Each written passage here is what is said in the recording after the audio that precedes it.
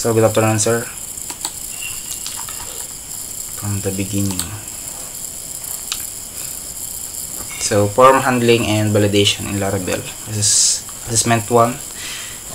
Ang subtitle niya is ensuring data integrity and security. So, number 1 is importance of form handling and validation. So, may dalawa yan. Data integrity ensures only valid,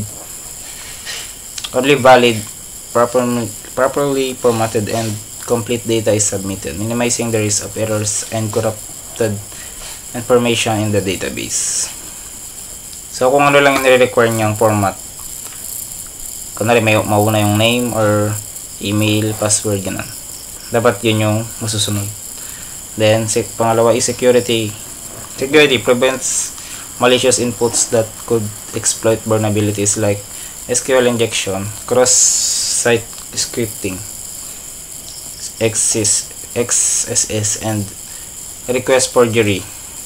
Proper validation mitigates risk by filtering and sanitizing users' inputs.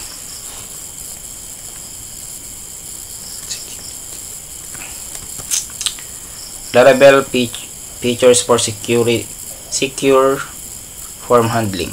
So, SQL injection prevention. Laravel's Eloquent ORM and Query Builder automatically use prepared statement protecting against SQL injection attacks.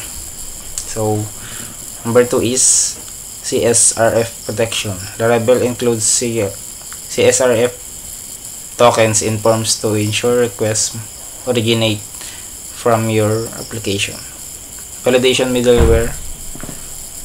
Laravel's validation system validates input at the both request and the model level. So, makikita yung system validates input sa request and model na nasa loob ng middleware. Tapos yung ito naman, CSRF protection is yung nilalagay sa blade. Yan. Ito siya. Form submit. Controller example. So, yung nakalagay dito is request, then validate. Pag naglagay daw siya ng name, basta hindi exceed mag-exceed sa 255. Then, pwede siyang ilagay sa database. Then, ito yung route niya, definition. Yan, submit. Submit form. Then, customizing validation in error message. Improve user experience by providing clear feedback. So, error message. So, ito yung mga validation na lumalabas pag kunwari yung pangalan mo, string lang naman. Tapos talagyan mo ng number. So, lalabas to. Tapos, wag daw mag-exceed sa 255. So, ito nakalagay. Please enter your name. Or kapag naman naglagay ka na ng kunwari ng age na agad, hindi pa name. So, lalabas pa yun. Please enter your name. Then, ito yung kanyang template display. Mag-danger siya. Or for red. Then, centralizing validation logic. Ensure consistent across the application. Enables reusability of validation rules. Example, use form request to centralize logic. So, po ito yung form request. Then, controller niya. Store user request, validation request, validate. Assessment 2 is authentication and security in Laravel. Protecting routes, manage sessions, and ensuring scalability. Rule of middleware in Laravel's authentication. So, ito yung rule daw na ano bang ina-hold ng Laravel ay ng middleware. Access a filter that inspects HTTP requests entering your application. So, pinifilter daw niya using HTTP yung mga data na pumapasok doon. So, protect routes and resources. Yan. Nagpaprotect din siya ng routes tsaka resources. Middleware like out ensures only authenticated user can access specific routes or resources. Unauthorized users are redirected to a login page or receive an error. So, yung mga hindi daw papasok sa criteria ng ng mga in-input nila is hindi bumabase doon sa nakaloob sa database. So, yung middleware yung nag-aasikaso doon. Kung hindi tumutugma is pupunta sila sa login, magre-redirect sila sa login or mag-error yung magpapakita sa screen mo is error. So, applying out middleware to out in web PHP. So, yan, dashboard. Pupunta ka sa dashboard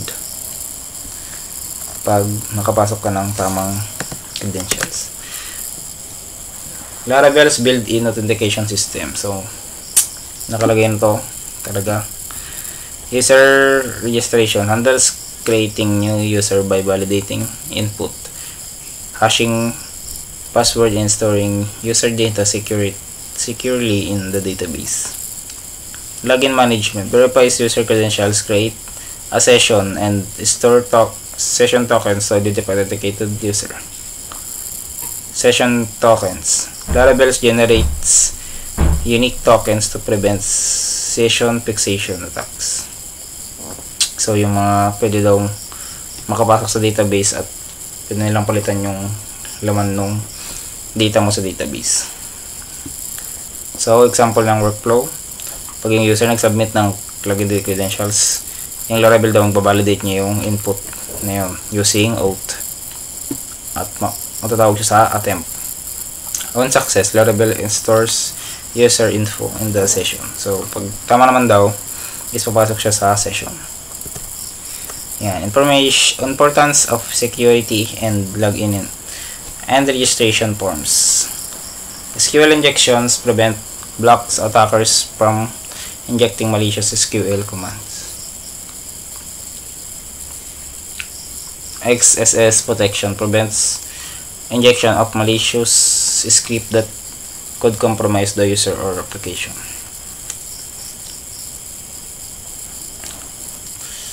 Laravel's features. User parameterize queries in Eloquent to prevent SQL injection. Automatically escapes output in Blade templates to prevent XSS. Example niya is yung request. Kung na-validate niya yan, kailangan tama tong dalawa or required siya. Kapag di nila malagay, di please input, sabi nga. Then number 4 is creating and applying custom middleware. Yan. Middleware role, middleware request closure next.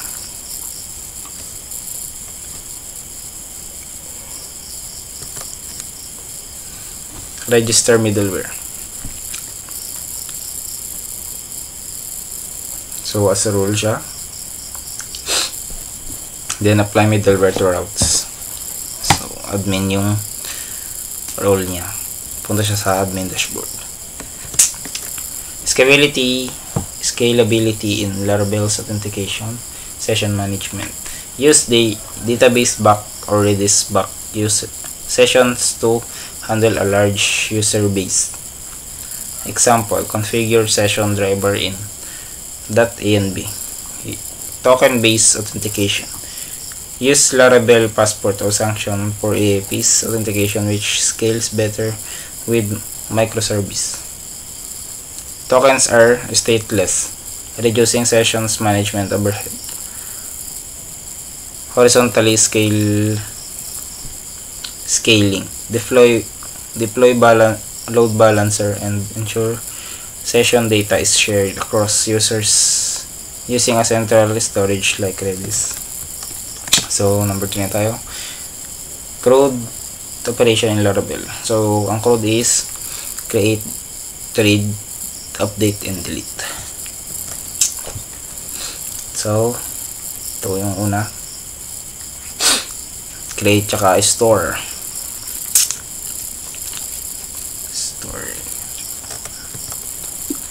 Then handle in controller.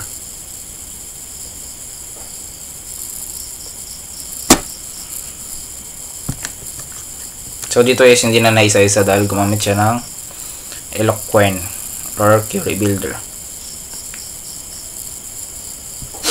So that is purpose of the update operation.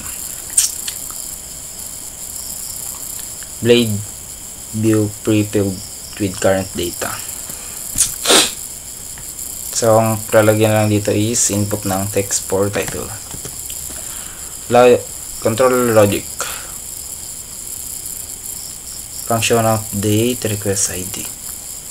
So mag-update ka daw is kapag magpapasok ka ng data is kapag gumagamit ka ng crowd is bibigyan niya ng ID from 0 to 1 to hanggang saan, or kapag mag-exceed sa 500 yun. Pwede mong i-edit. Instead na i-delete mo yung ID na yun, pwede mo siyang i-update para hindi na maulit na magpasok ka ulit ng data. So number 5, ensuring secure delete operation. Security measures. Confirm user intent with a confirmation dialog. Use CSRF and method delete tokens to secure form submissions.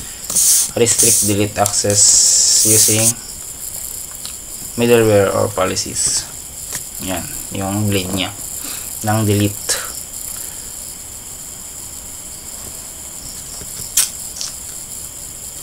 Google reCAPTCHA in Laravel and enhancing security in user experience. Purpose of Google reCAPTCHA. Purpose: protects web application from spam and automated abuse by distinguishing user from bots. Enhancing of security blocks automated form submissions that can lead to spam, brute force attacks, or misuse of web resources. User interaction are legitimate, safeguarding sensitive data. So gumagamit tayo ng reCAPTCHA para hindi makapasok yung mga bots na gawa din ng tao.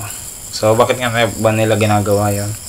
Para ma-abuse yung application at doon yung cause ng pagka-error niya o masisira.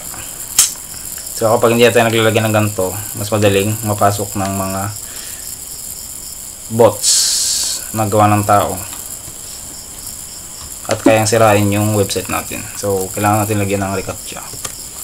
Obtaining and registration reCAPTCHA keys. So ito na yung steps na paano mag-install ng reCAPTCHA sa Laravel website natin. So visit reCAPTCHA click, then punta tayo dun sa admin console and register your site. Provide the domains and select reCAPTCHA type version 2 or version 3. Retrieve the site's key and secret key. So pag nakakuha na tayo ng version 2 na pwede natin ilagay dun sa app natin, or version 3. So mayroong sa version 2 yata may dalawa, sa version 3 may tatlong pwede natin gamitin.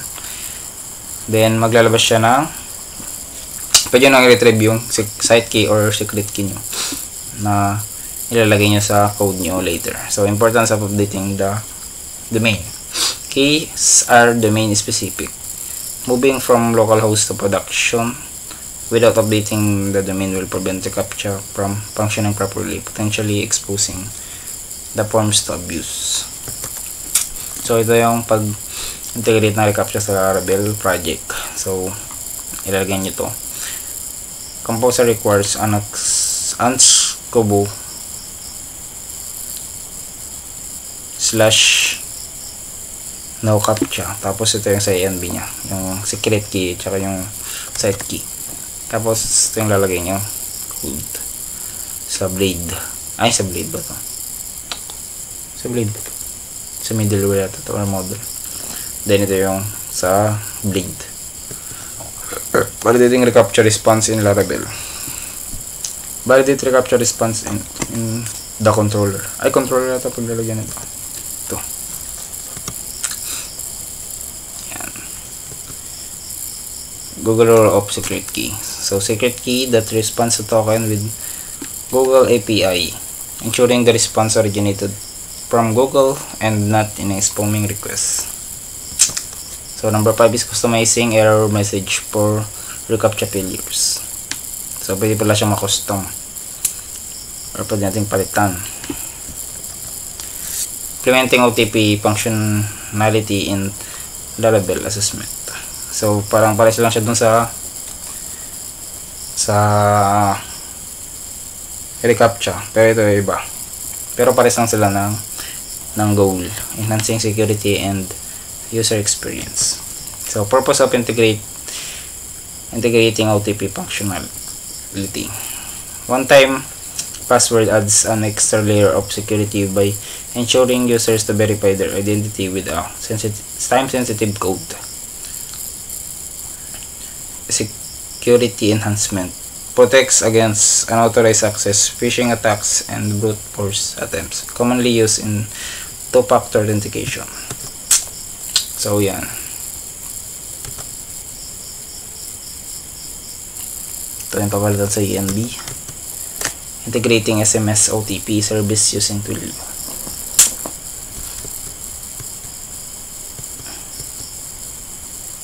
So ito yung message.